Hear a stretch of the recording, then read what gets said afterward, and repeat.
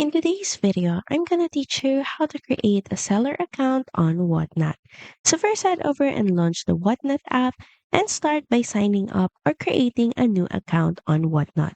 So you have an option to sign up using your Google, Facebook, Apple, or just add in your email address. And once you're logged into your Whatnot account, you should see the sell button at the bottom corner of your screen. So just click on it and click on Get Started. Tick this box, then click on Got It. There will then be on-screen prompts that you need to go through, starting with which category will you sell, click on Next. Just make sure that you answer all the questions, choose options,